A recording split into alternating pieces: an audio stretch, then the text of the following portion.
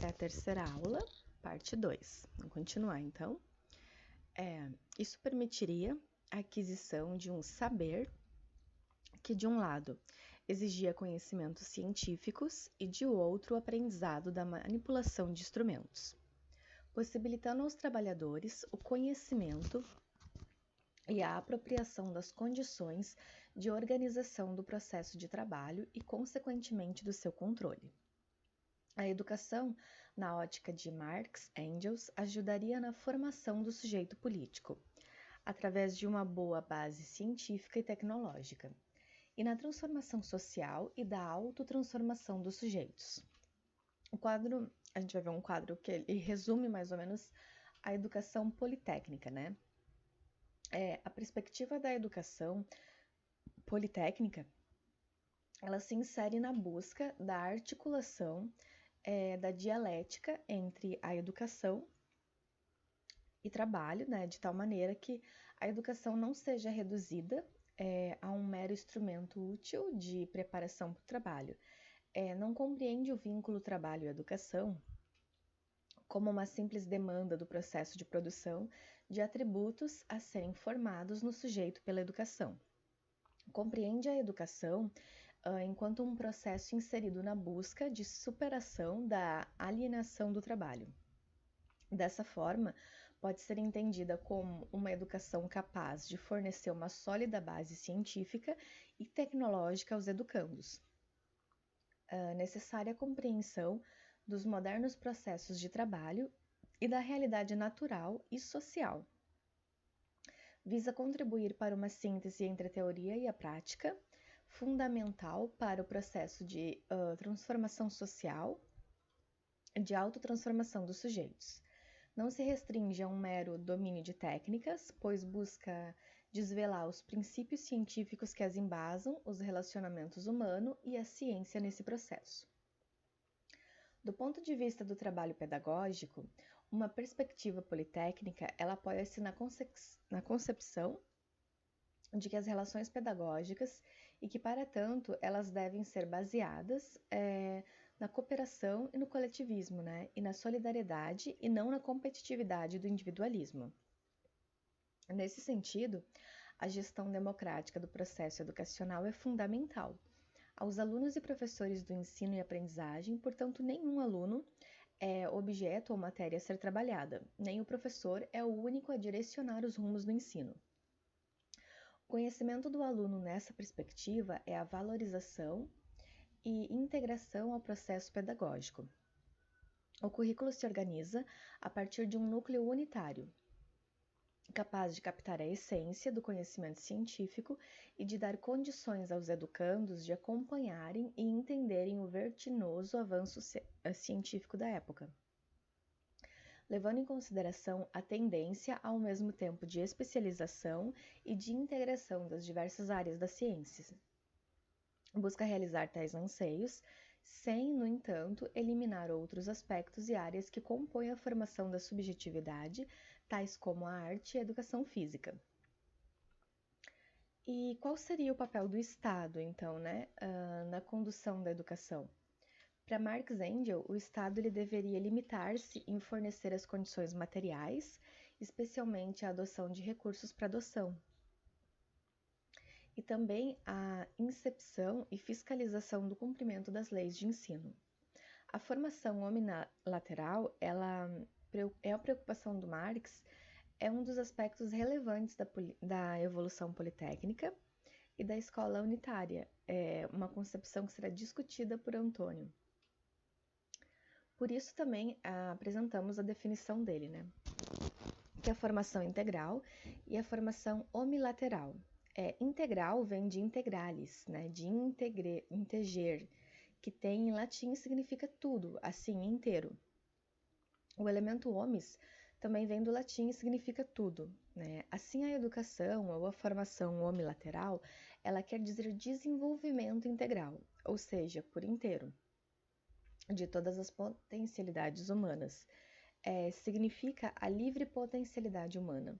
Significa a livre e plena expansão das individualidades, de suas dimensões intelectuais, afetivas, estéticas e físicas, na base para uma real emancipação humana. Uma formação integral por inteiro, ela objetiva o alcance da formação completa.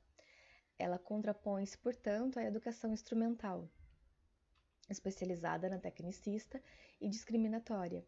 Ela busca o alcance da relação dialética entre a teoria e a prática. Ela visa incrementar as ciências as humanidades e as artes e a educação física na formação do educando. A formação do educando, ela é omnilateral e reivindicada pela concepção de educação politécnica e de escola unitária, como um meio para a consolidação da perspectiva do amplo desenvolvimento e emancipação do sujeito. Destacamos ainda os principais pensadores que, sendo marxistas, discutem e, por vezes, implementam as ideias de educação de Marx e Engels. A gente vai citar alguns deles daí. Entre eles, Lenin, Anton e Antônio. Por fim, chamamos a atenção para o fato de que inúmeros outros pensadores manifestaram suas preocupações com a educação, fundada a chamada Sociologia da Educação. Algumas indagações são apresentadas, como quais são esses estudiosos, quais são as suas propostas de estudo? São compreensíveis as questões porque se faz necessário uma indicação dos mesmos, já que tantas influências exerceram e ainda exercem no campo educacional, No entanto, é importante lembrar que foi no final da década de 60, começo ali dos anos 70, que a sociologia da educação conduziu seus trabalhos orientados pela crítica marxista. A inspiração na teoria marxista, ela apontou novos aspectos ou novas análises no campo educacional, Na realidade, aqui a gente lista apenas alguns autores e temas, sabendo que na atualidade existe a urgência de estudos mais aprofundados, das teorias educacionais e, acima de tudo, a necessidade de uma política educacional que tenha como propriedade o homem integral, o homem em sua totalidade.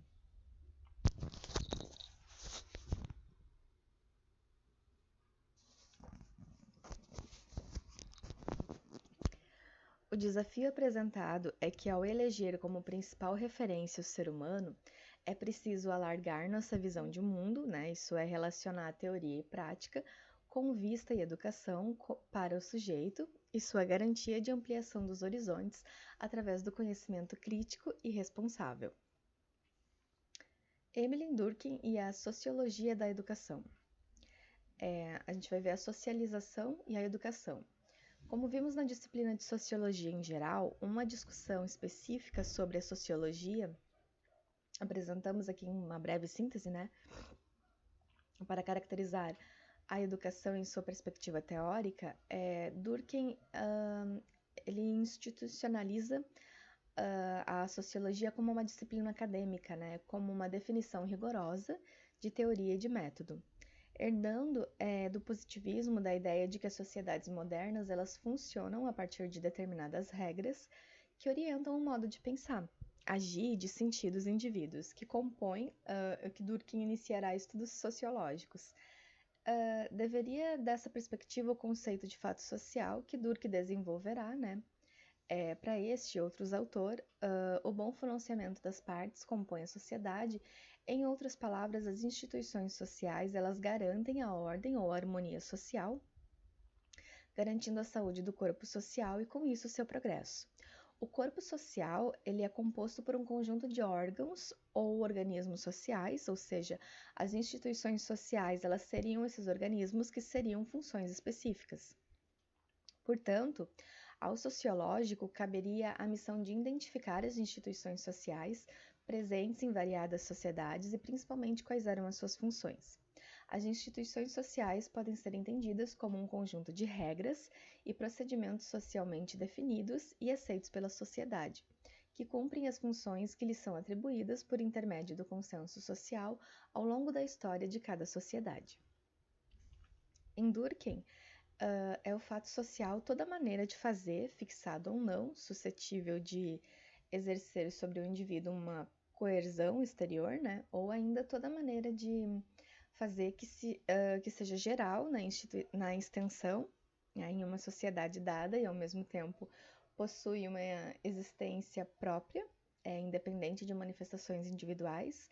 A educação como um fato social, ela é formada por representações sociais, né? Isso é, pelas maneiras de como a sociedade vê a si mesma e ao mundo que a rodeia. Para ele, os fatos sociais eles expressam nas regras como leis, acordos, tradições, costumes, ritos, expectativas de comportamento. Estão profundamente arraigados à prática institucional. A educação e a escola, dentre outras instituições, são as guardiãs das regras de funcionamento da vida, né, social. A socialização dos indivíduos é a realização principalmente pelas instituições, família e escola, que é parte essencial desse processo, né? E assim quando nascemos, herdamos todo um complexo institucional de representações sociais.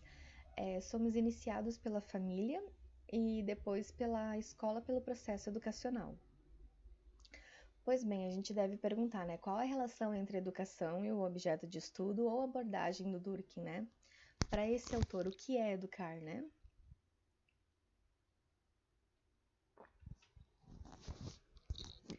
Se educar é socializar, e se socializar significa incultar-nos aquilo que espera pela sociedade em geral e pelo seu meio de convívio mais direto, em termos de comportamento físico, intelectual e moral, Durkheim está proporcionando uma dimensão do processo social fundamental para a análise sociológica da vida em sociedade, mas ainda um elemento introspectivo, essencialmente para o entendimento do funcionamento das relações sociais.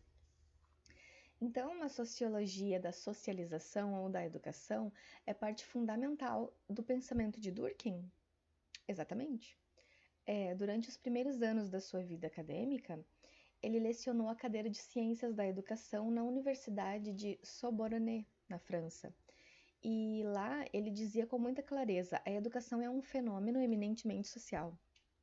Interessa-nos compreender que a análise do processo de socialização dos indivíduos é que permitiu que Durkheim, dentre outras coisas, estabelecer interconexões interpretativas entre os conceitos de representações sociais, instituições sociais e consciência individual. Embora o funcionamento da sociedade seja capturado por meio da análise de suas instituições sociais, de sua metodologia e de sua filosofia, Durkheim reconhece que a sociedade é também composta por indivíduos em processos de socialização. Daí a eficácia simbólica das instituições socializadoras, especialmente a família e a escola, né, e a religião, são objetos importantes da sua análise. A educação como um fato social. Durkheim foi o primeiro a pensar na possibilidade e o mesmo na importância de se construir uma sociologia da educação para o qual intentou estabelecer as bases, né? Durkheim ele destacou entre os pioneiros pela atenção que a sua obra dedicou à educação e à relevância dada à instituição educativa no contexto da organização social. A sociologia da educação é uma forma de conhecimento diferente daquela que produz as teorias pedagógicas, exatamente porque estas últimas, por vezes, distinguem-se das práticas em uso a ponto de se oporem a elas, né, francamente, né? A pedagogia não estuda cientificamente os sistemas de educação, né? Ela serve para apreciar as ações, valorizá-las, dirigi-las, os planos de educação, entendidos como modelos, são teorias práticas que não podem fornecer uma visão teórica dos sistemas educativos. Pode-se, pois, esperar que a sociologia, as ciências das instituições, nos auxilie a compreender melhor o que são instituições pedagógicas e a conjunturar o que devam ser elas, para melhor resultado do próprio trabalho. Durkheim defende uma pedagogia que é um modelo de educação tradicionalista e conta com métodos fundamentalmente autoritários, apesar de todas as restrições que impôs para atingir a liberdade interior da consciência. Durkheim ele afirmou que a educação é um fato social. Portanto, o objeto dos estudos sociológicos, pois a sua exterioridade, generalidade e coercitividade evidenciam que é uma realidade por si mesma e possui uma natureza própria. Para esse autor, as ideias, os valores, os costumes e as regras, as normas, os conteúdos, os sentimentos são coisas sociais e precisam ser repassadas de geração em geração, segundo os interesses mais elevados da sociedade.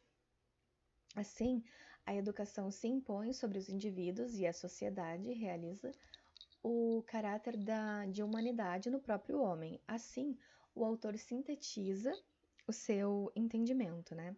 A educação ela é uma ação exercida pelas gerações adultas sobre as gerações que não se encontram ainda preparadas para a vida social, tendo por finalidade suscitar e desenvolver na criança certo número de estados físicos, intelectuais e morais, reclamados pela sociedade política no seu conjunto e pelo meio especial a que a criança particularmente se destine.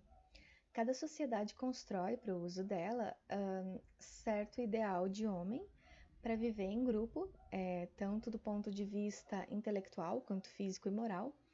Esse ideal é que organiza o eixo educativo da sociedade. Para Durkheim, as práticas educativas não devem ser entendidas como isoladas de práticas sociais, posto que, apesar da relativa autonomia de cada sistema social, eles são sempre partes, contudo, do qual se integram a concessão do fim comum. A educação ela deve também ser entendida como uma instituição social. Os fins da educação variam com os estados sociais, com as diversas espécies de sociedade, com os diferentes tempos de situações históricas. Eles estão diretamente relacionados às necessidades sociais de um tempo e lugar, e assim a coletividade que impôs os fins da ação educativa. E ela que exerce os educadores uma pressão moral, do sentido de desenvolver nos educandos as qualidades comuns do grupo social e seus ideais coletivos.